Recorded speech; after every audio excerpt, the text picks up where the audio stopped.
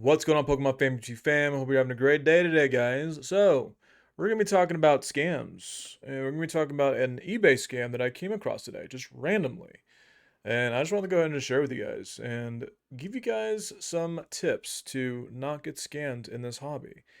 Because believe it or not, guys, this hobby continues to grow and grow and grow. The Pokemon brand continues to grow. And the more it continues to grow, Pokemon gets bigger, the scams get bigger, right? More Pokemon, more scams. And that's the Achilles heel for this industry.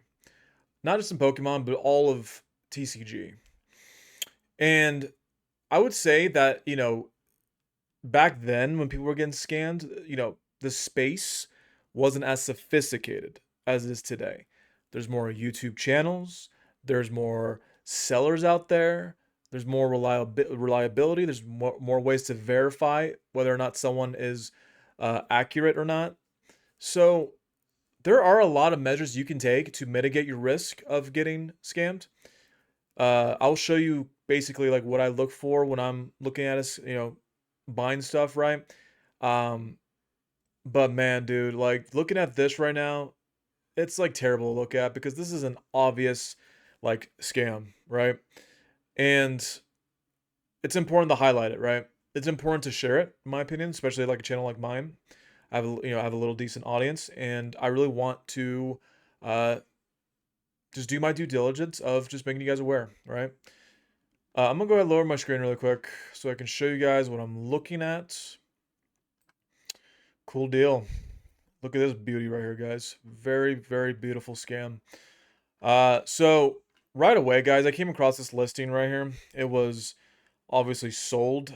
I can't confirm whether or not if it really was sold because there is a bid for it.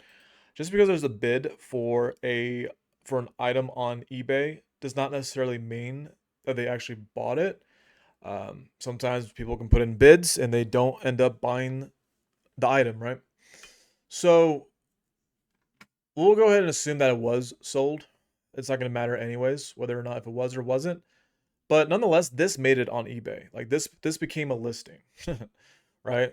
I think eBay does a pretty decent job at policing counterfeit items, not just in the collectible space, but overall just the millions of listings that do get listed every day across the entire platform. Uh, eBay's decent, I would say, in detecting stuff like this, but then there are some things like this that do slip through the cracks. Okay.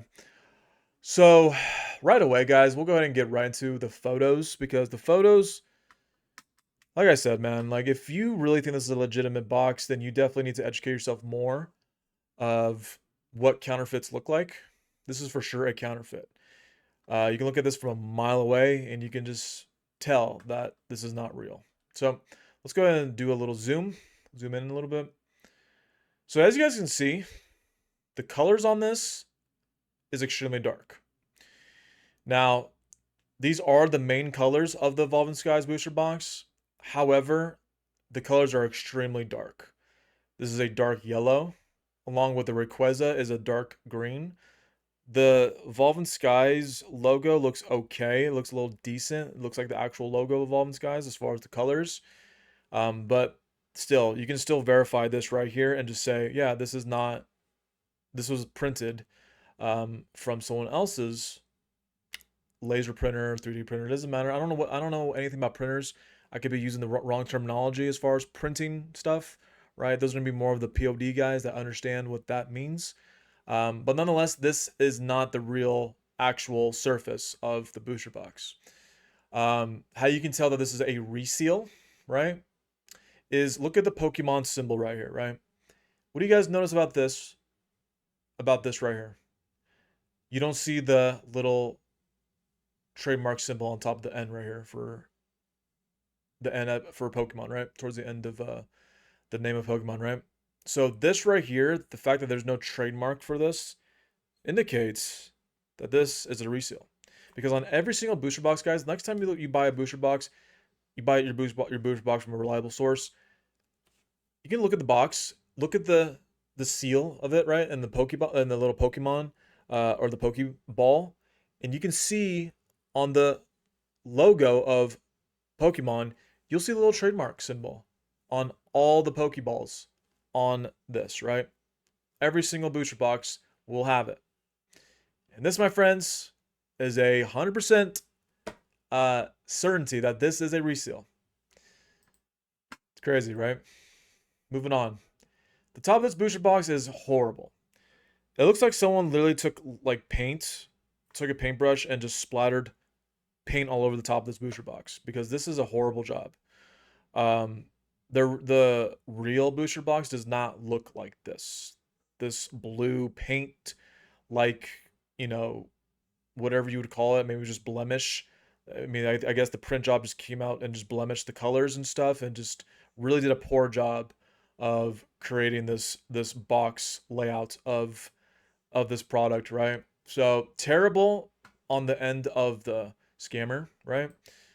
And you can just look at the packs right here. The packs look sketchy to me.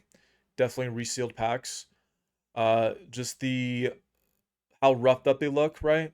In the little, like in this little window that you have on these booster boxes. This does not look like on a real booster box. Like the packs look clean, they look organized, and this right here just looks roughed up, right? Looks terrible. And then the seal on this right here, the seal that's going from up here all the way down here and then going across. The integrity of it just looks terrible. It's all bunched up. It's all just, you know, it's just all bunched up, man. Like it's just clear, like a clear indicator that this is just a terrible resealing job. Sylveon is extremely dark. The colors on Sylveon is extremely dark. So, you know, this right here is just horrible. Again, on the Pokemon symbol, no trademark symbol. So, uh, terrible, right?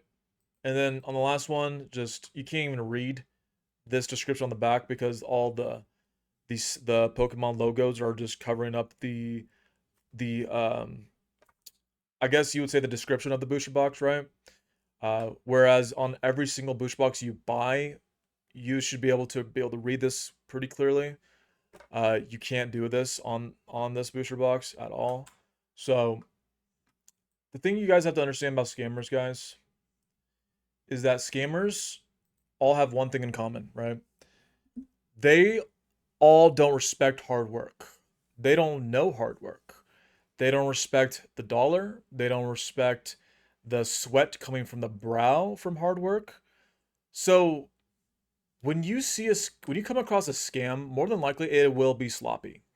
You see the sloppy of a job that is, like that's the sloppiest job I've ever seen in my life as far as a scam.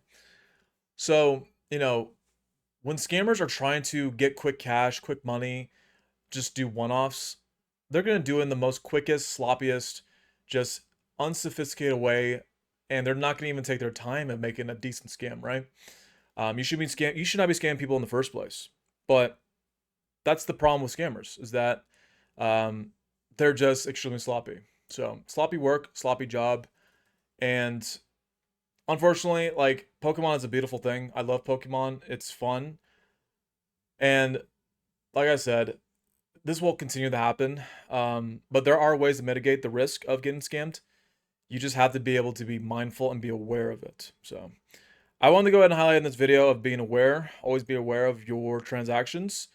There's probably hundreds of thousands of transactions that happen across the secondary market of Pokemon. So to always be mindful that protect your money, protect your capital, don't fall for stuff like this. So I'm gonna go ahead and end it here, guys. I hope you have a great rest of your night. I will see you guys in the next video and have a great rest of your night. See you guys soon. Peace.